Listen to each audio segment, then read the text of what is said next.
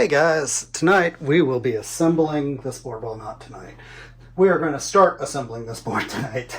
We're going to start with the passives and go from there. I've got a giant bag. Let me pull it out over here. Oh, yeah. Oh.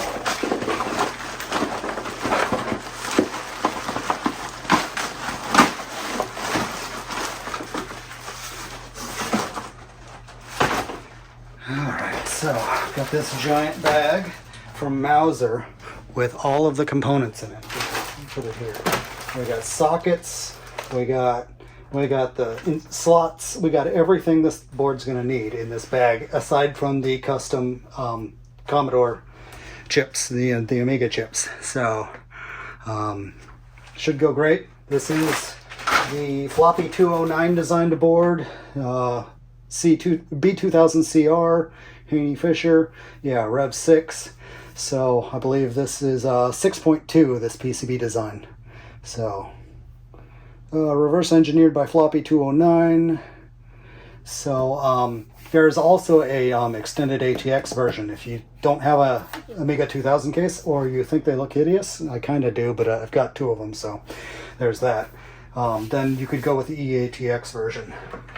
So I've got lead formers. I 3D printed these on my printer just the other night. So these will help me bend the leads for the resistors and stuff to go through. Anything that I need to bend. I've got my Pinesil, the USB-C RISC-V soldering iron. And I got a nice fine tip on here.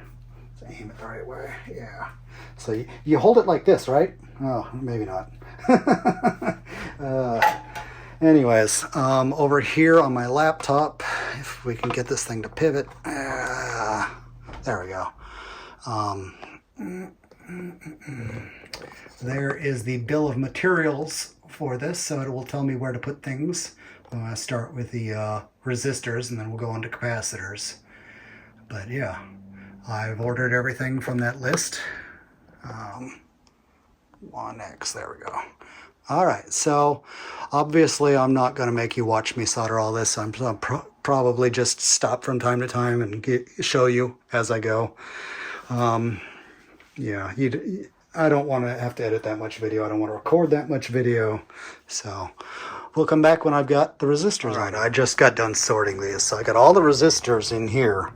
I've got all the capacitors. Oh, I've also got diodes in here. Resistors and diodes are in here.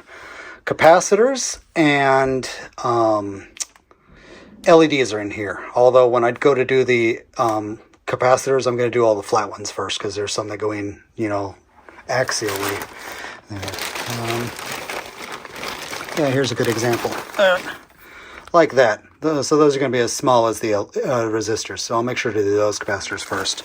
But now I've got bigger ones. Somewhere in here. But I've got these kind with the 3 legs that are for the noise or EMI protection. I've got these big polymer caps. These are going to be awesome on there. They'll last forever. And then all the sockets and slots are over here, as well as the DB connectors. And finally, all the ICs and transistors are here. So I'll go through one section at a time. So resistors and diodes. Small caps, big caps, and LEDs. Sockets and slots and DB connectors. And then finally I can just start inserting all of the ICs, and I've got to get a lead former. I've got to 3D print a lead former. I have finished night number 1. It's about time for me to go to bed, and I got all of the standard resistors in. Tomorrow I will do the capacitors, and with any luck, I'll move from there to the resistor arrays, the resistor packs. So, yeah, they turned out great. Tell you about the lifesaver. This little component finder that they came up with for this board is a lifesaver. You just go in here, you pick what resistor you're looking for, and it shows you where it's at. And I don't even have to zoom in. I can just being that close to where it's at, I can find it. So you want to see my soldering on the back. Everything's been cleaned up. I got all the flux off the board. Oh, and I didn't mention, but for an extra level of difficulty, I'm doing this with lead-free solder. So I've got a toddler in the house, and I try not to do leaded solder in the house when I can avoid it. So this board will be lead-free. Yeah, the soldering iron's been working great, and yeah, so I'm looking forward to continuing tomorrow night, but yeah, 2 or 3 hours a night is all I can handle. Second night is done. We've got all the radial capacitors installed, and only a couple minor mishaps with them, like I didn't bend the leads enough and they fell out while I was soldering them, so that one was a bit of a disaster. But and then I found out from somebody on Facebook that this R2C1 is supposed to be in series, so that's what I did tonight. Turned out as good as you can expect. I don't know why they didn't just give each... I guess there's no room for a hole there, but it's a shame. Anyways, I haven't cleaned it up tonight, but yeah, need to go over it still and clean up all the flux, or at least do a little bit of flux mitigation so that it's not going to be overwhelming at the end. I did it last night, so I'll do it again tonight. I won't do quite as heavy duty as I did last night. Alright, all the resistor packs, the resistor arrays, whatever you want to call them, are installed. Yeah, they're all down now.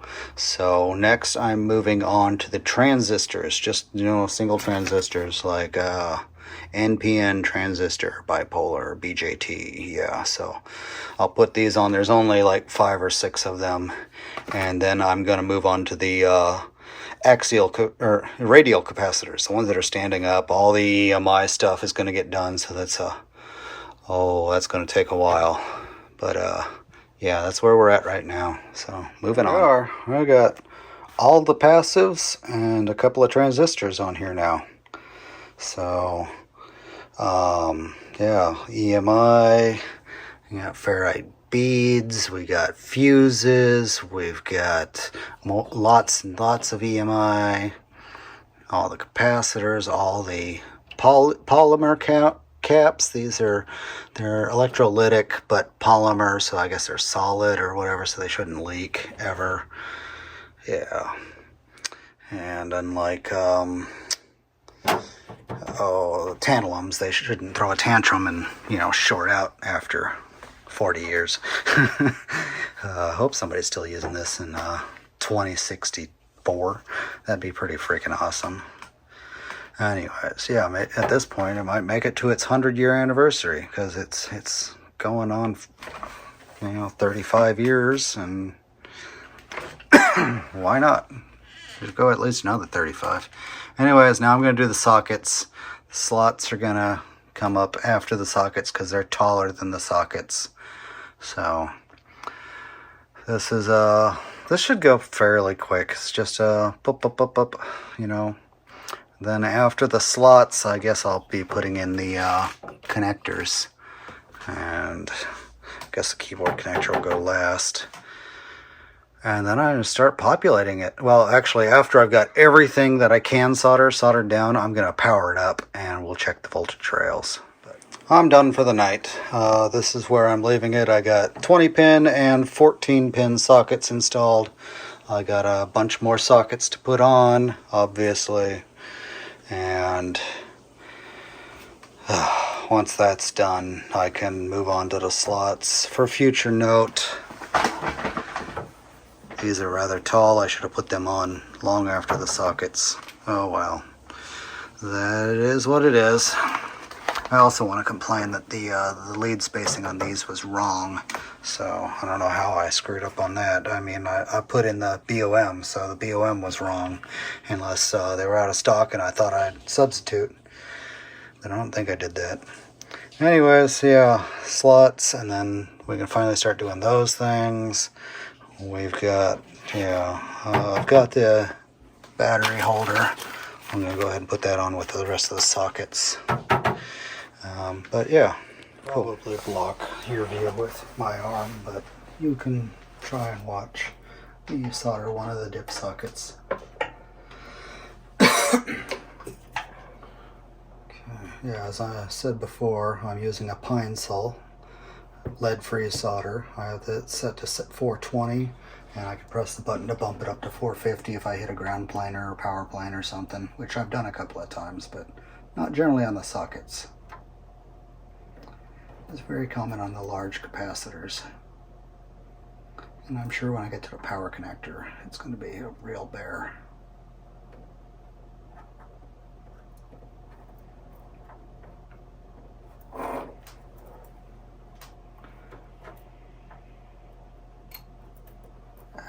That's what I get for trying to make you visible to you guys. Yeah. This is pretty fancy lead-free solder. It's mostly tin, but it's got some silver and it's got some copper in it. So it's quite the amalgamation. Let's see. Yeah. 0.6 millimeter diameter. Yeah. I'll probably run out before I finish the next motherboard, but I can just get it from Amazon in a day or two.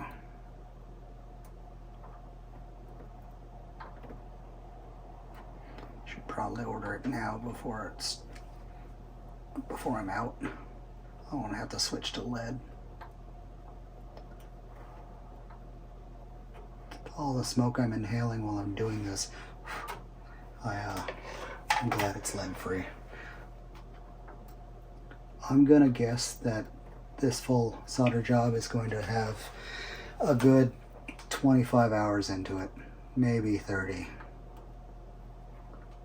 So I had 2 3-hour nights so far, an 8-hour day.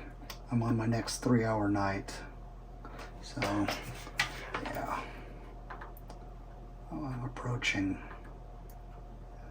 20 hours, and I've still got to do these massive,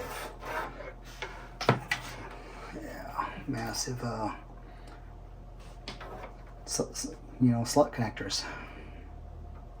I'm almost tempted to not put the ISA 16-bit ones in at all yet, because I don't have anything that can use it.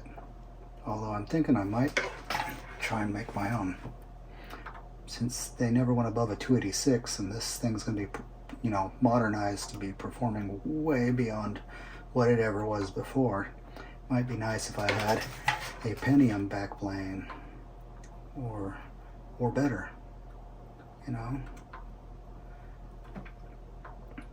Whatever's the newest backplane I could get, and then adapt to have Zorro interface. The Zorro interface would be the hard part to design, really. Everything else has been done before.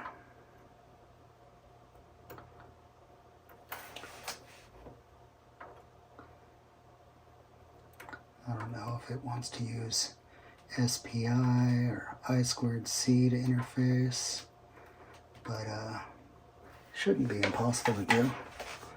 If we keep it Pentium or lower, we still got 5-volt I/O. Heck, I think PCI is 5-volt.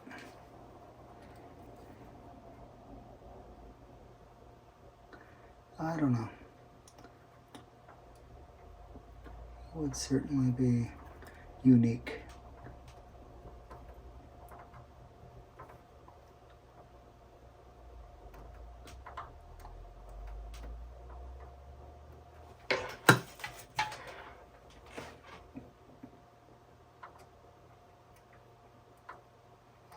To scrub this board within an inch of its life once I'm finally done soldering it, to get all the little bits of flux off of it, because I don't want the flux to interfere with the signals or lead to corrosion down the road, or just generally look bad, because the board looks so much better when there's no signs it ever had any flux on it, especially with this beautiful black silkscreen.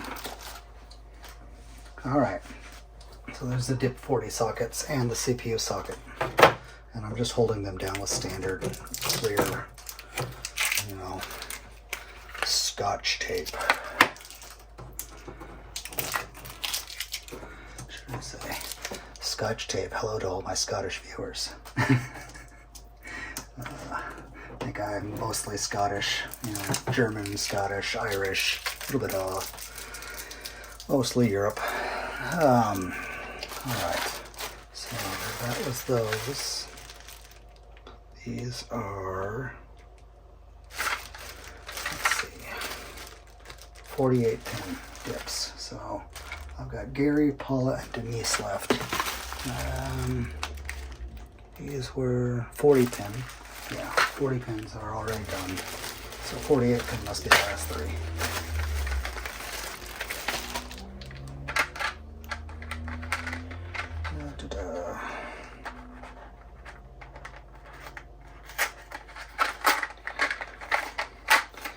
I looked around online and it turns out that this Amiga 2000 uses a Amiga 500 kickstart, which makes a lot of sense given that it uses Amiga 500 chips. So how many are in here? 8, so I need 4. So there's 3. No, there's 2.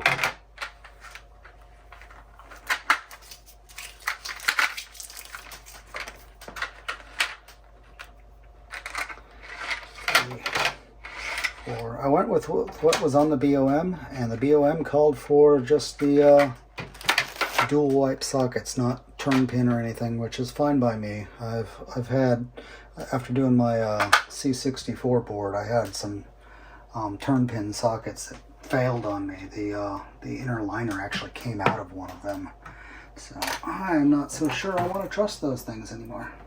Come on, Gary. Why are you so hard to insert?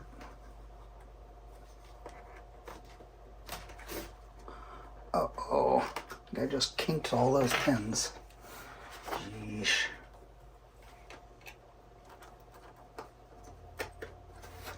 Is it not lining up very well? Or, God. And, ouch, ouch. Okay, that stupid thing is in now. That was a lot harder than any of the other chips I've put in so far. Let's see if you'll go in a little easier in Paula. Probably not. Ooh. Let's see. A kinked pin right here. I'm gonna have to make sure all of my pins are coming through before I start soldering that.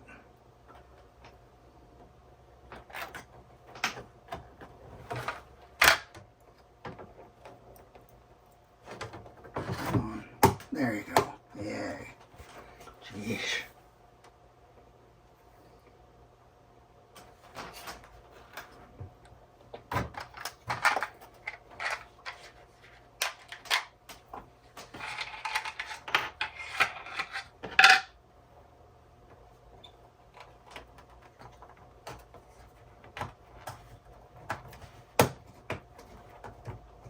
Okay, and you.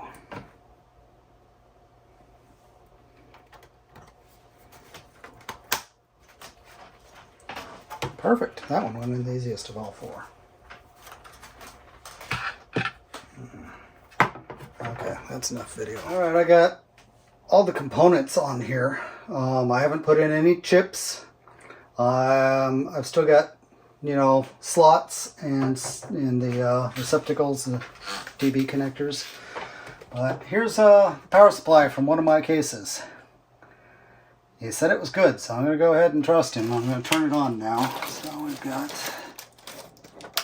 okay, so the power strip's on. Here it goes. Alright, that's not too bad. Fan sounds old. Anyways, here's, this one should be +5. I got the pinout up on my laptop. Okay, 6.1. And this one should be +12. I'm not concerned that these are a little bit high because there's no load on them right now. Okay, 12 is only 6.8. So that is a little concerning. Okay, let's check some of the other voltages. We've got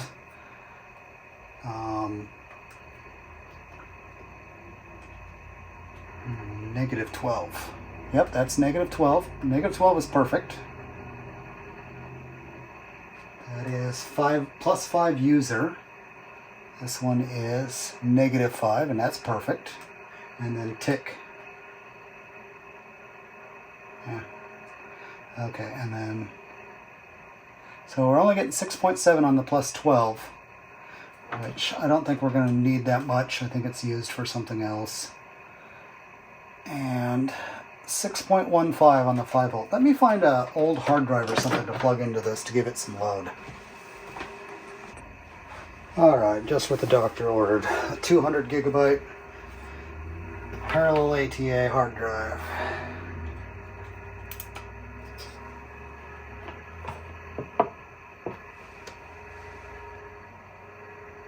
Does not sound like it's spinning up. So we may not have a good power supply after all. Yeah, still only about 7 volts on the 12. And still 6 volts on the 5. Okay, I'm not going to plug that into this board. I don't trust it.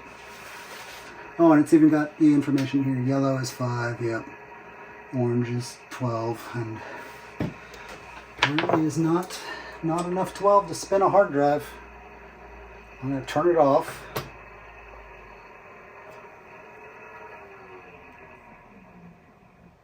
Plug in the hard drive. And I'm going to turn it on one more time, see if it initializes properly.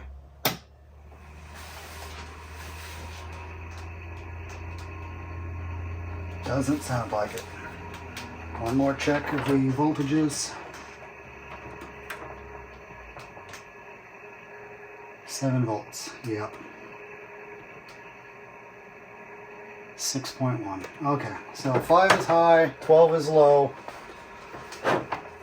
Given how bad this power supply looks, I'm not really surprised that it's not working properly. See that? But, you know, 5 is within spec for everything on this board, so I'm just going to use this to, you know, check once. Turn that off. You know, 6 volts isn't too high for this board. It's not going to fry anything. The caps are rated to a lot more than 5 volts. I think they're rated to 16 or 25 volts a piece. Anyways, here goes. 'Cause I really want to know before I go any further. Okay, now the plus 12 I actually got wired on backwards. But we've got the power LED. Is that on camera? Yep, power LED. Here, let me turn this off. Power LED is lit. The 5 volt is lit. But the plus 12 I wouldn't expect to be lit because I soldered it on backwards. Anyways, so we've got ground. Let's see what we got on the. We still got 6 on the 5s, yeah. And 7.8 on the 12s. That's better than it was. Cool. It's a shame it can't fire up. Anyways, so we can check somewhere on these ICs. Pin 1 should be. No? Okay, let's try the kickstart. 6 volts, there's the 5 volt. Oh, you know what? Power is in the center of this, isn't it? Yeah, there it is, 6 volt. I forget the 68,000 has power in the center. Buster, where's your power? Is it at the top? Is it at the bottom?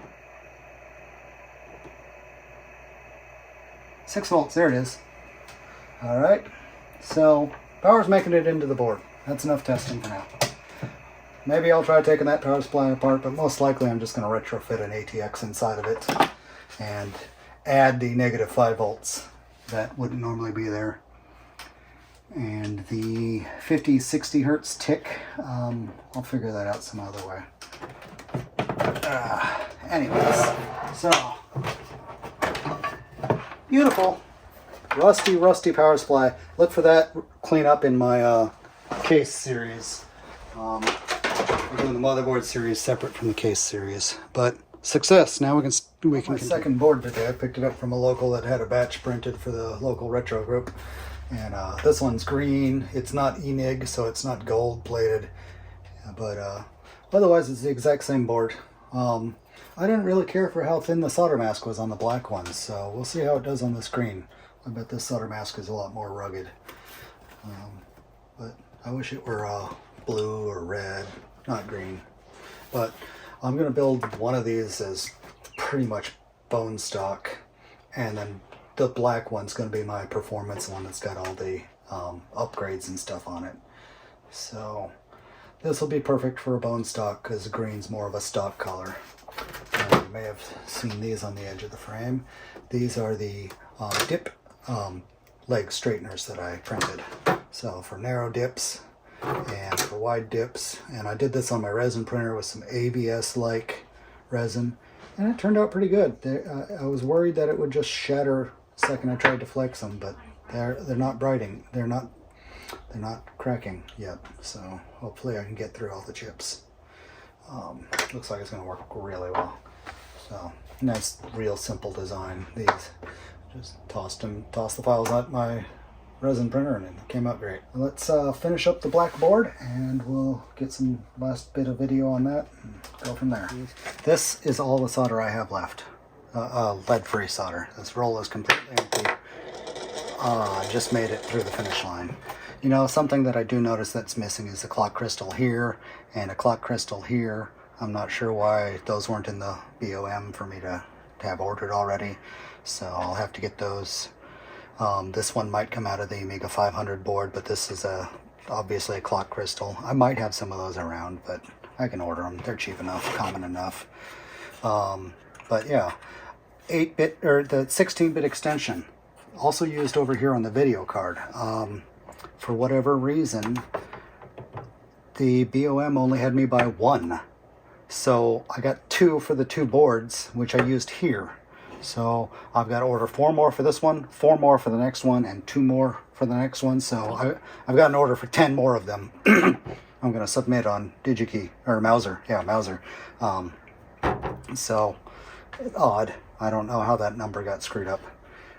But, yeah, so as you can see on the back, I have flux residue everywhere. I am going to go scrub this with a brush in the sink and get it completely clean. I got 99% IPA. I might use soap if that's what it takes, but I'm going to get this thing completely clean. And then while it's, you know, fully drying, I can start putting in all the chips. I'm going to start with the chips that I ordered, which does not include RAM chips. And then I'm going to grab the Amiga 500 and swap over all of its, you know, chipset and the CPU. And then we're going to, without RAM, we won't be able to power it up. But if I can come up with some RAM, we'll be able to power this thing up and see if it posts. So that's the goal for the weekend. All right, it's all washed. So as you can see, no more flux residue on the back. I started with 99% IPA and a toothbrush, and I scrubbed it. Then I flowed water over it, and it all turned white. I'm not sure what the deal was with that. But then I put dish soap on it, hosed it down with the water again, scrubbed it till the whole thing was soapy, and I'd scrubbed all the joints really well. Then I rinsed it really good, shook it dry, took it down to the shop, and I used air compressor to blow all the water out of these connectors, and all the sockets were full of water and everything. There was quite a bit of water stuck on this board. But anyways, blew it all dry, brought it inside, used the hairdryer to warm it back up after all that compressed air blowing over it. And it is completely dry now and completely clean. So there we go. One very, very clean Amiga 2000 board. We can start putting chips in, which means I will be using my lead formers, and we'll get some video of that. All right, here we go. So this is U107. It is a 74F04, and I'm using the component finder over here. Oh, I forget this is touchscreen sometimes. Anyways, so there we go. It says it's just above and to the left of the fat lady. So I'm looking for U107. There it is right there. I got 2 because I'm doing 2 boards, so I'll pull the first one out. A lot of these chips could have been soldered directly to the board, and I would have saved some cost.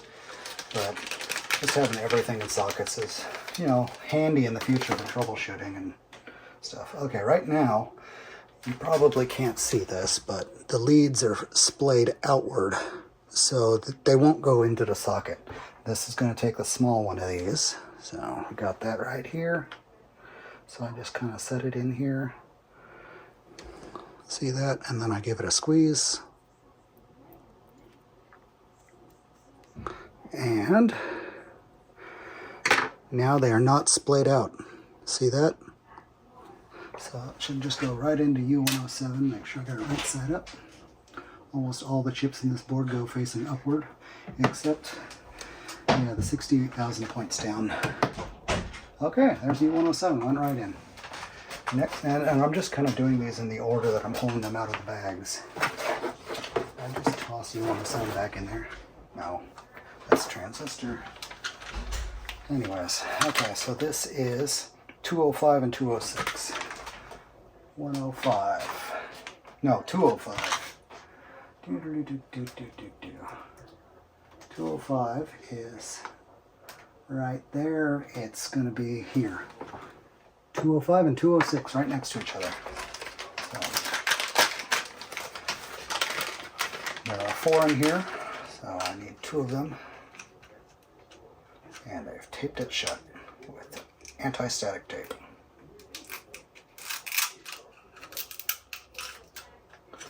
Alright, there's 1 and 2.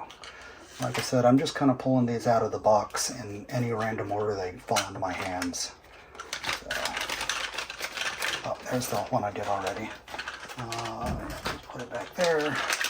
Put it back in the box when I'm done. Okay, so back into the chip former, lead former, and squeeze, squeeze, beautiful.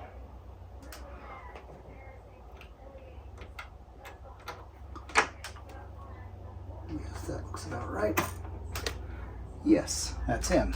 Okay, I'll do one more for you guys, and then I'm just going to start stuffing, and we'll come back when I finish these and I'm ready to start taking apart an Amiga 500.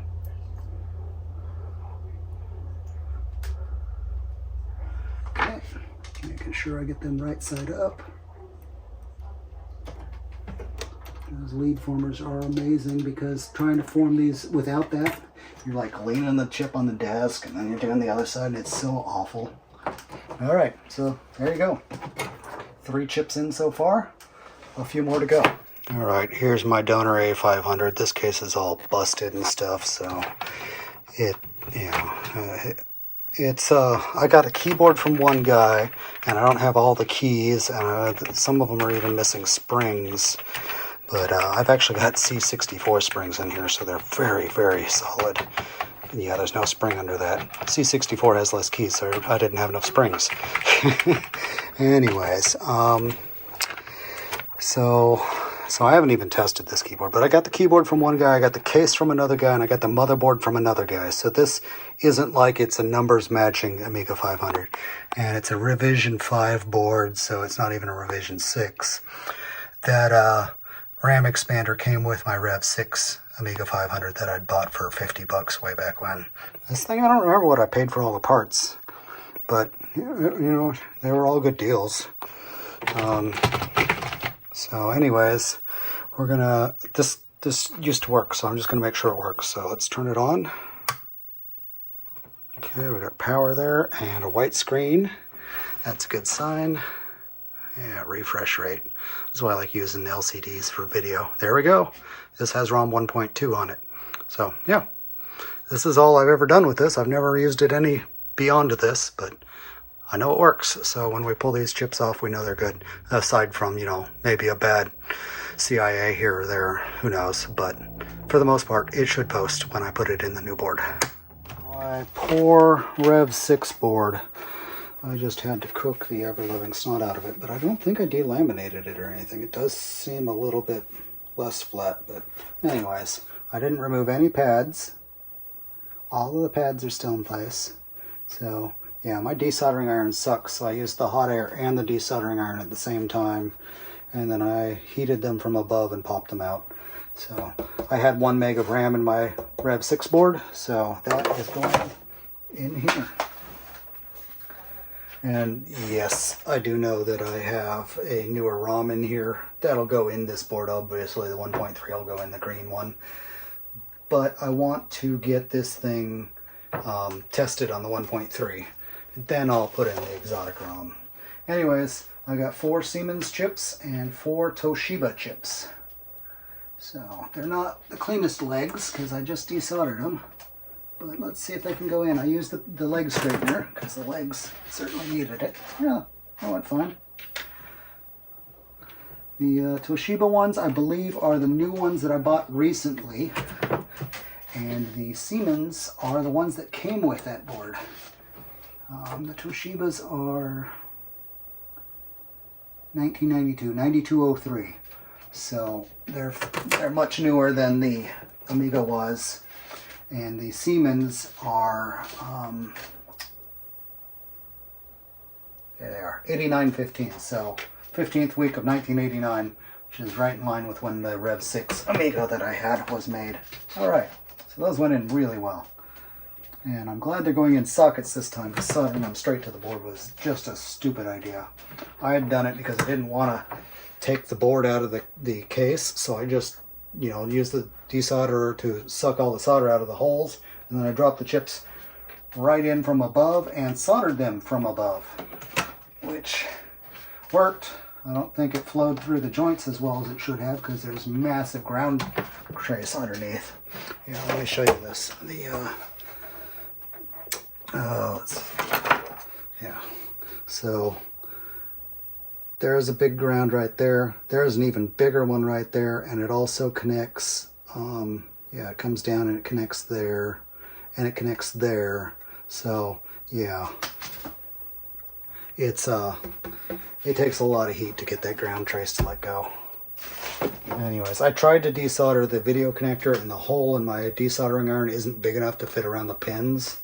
So I'm probably just going to have to heat soak the snot out of that whole area and pry the whole thing off in one great big hoorah to get it out, which is brutal, but if the connector itself doesn't melt, then we're golden. Yeah, so right now I've got no way of getting video out of this thing.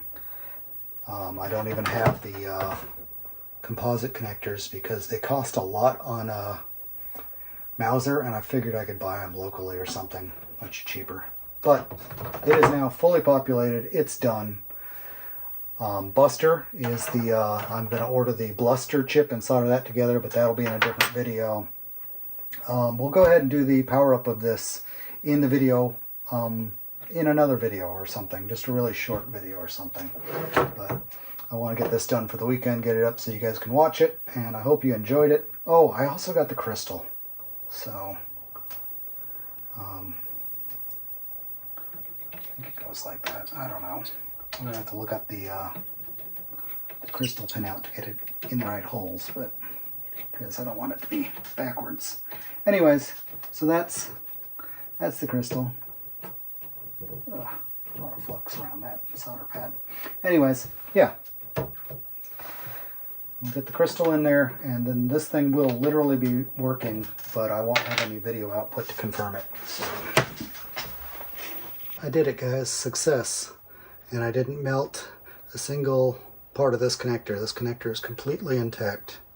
So I did not lift any pads on here. I just got it hot enough that the whole thing became liquid, and I pried it out because it's kind of got these spring-loaded clips on the end that make it all that much more difficult to get out. Anyways, pop it in here.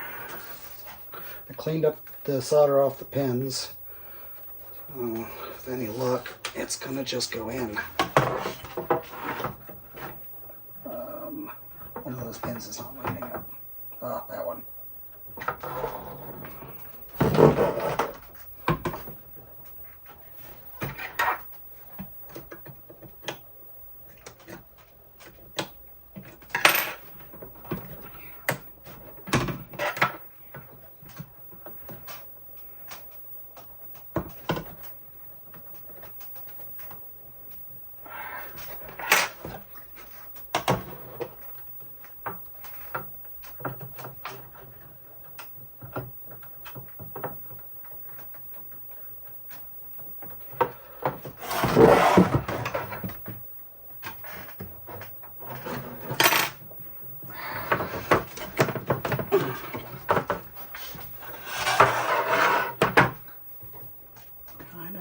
find some pliers to get this thing to go in. There's certainly some tight fitting. Oh, that probably, you know, it's probably just not meant for that size pin.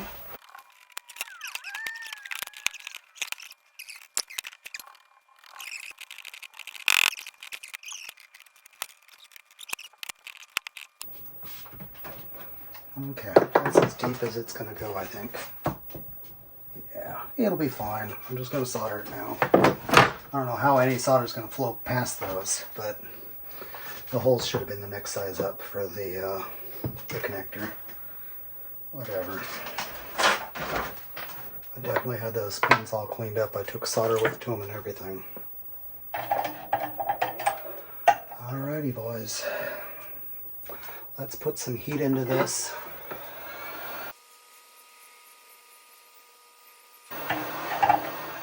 Actually, now that I think about it, I should switch to my larger solder tip because I need the extra thermal mass. Alright. Put it on there. I love how easy it is to switch this thing out. Okay. This is just a fatter wedge. Oops. And my solder. Alright, now put some heat in here while it heats up. This thing heats up so fast, it's like incredible. Now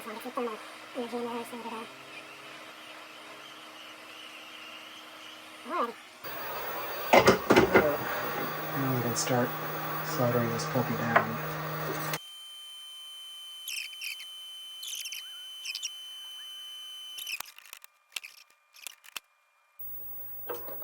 Alright, there we go.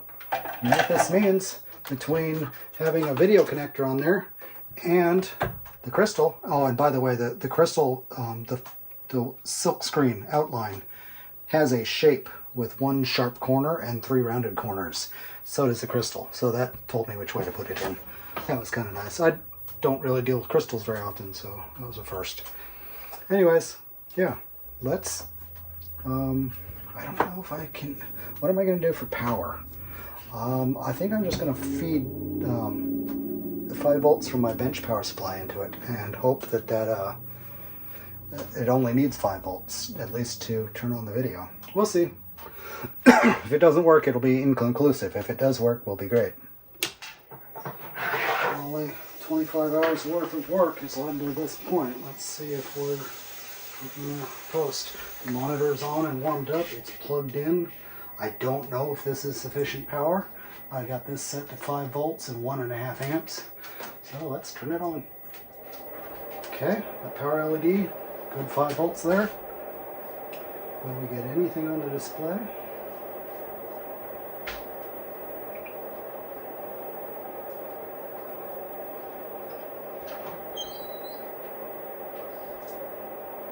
No, I'm not seeing anything on the display. Like I said, it probably needs more than just a 5 volt rail.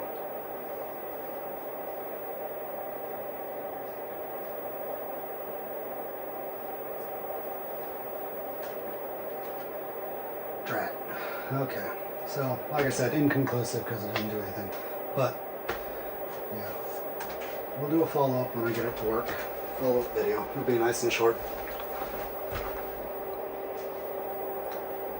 Oh, you know, this is pulling it down. Let's try feeding it a little bit more current. 2.5. All right. One more try. Now we're holding 5.1. It's just over 1.5 amps it's drawing.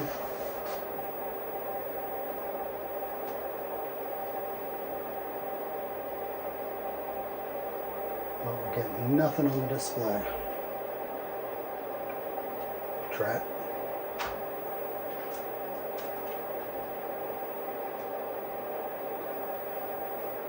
What a shame.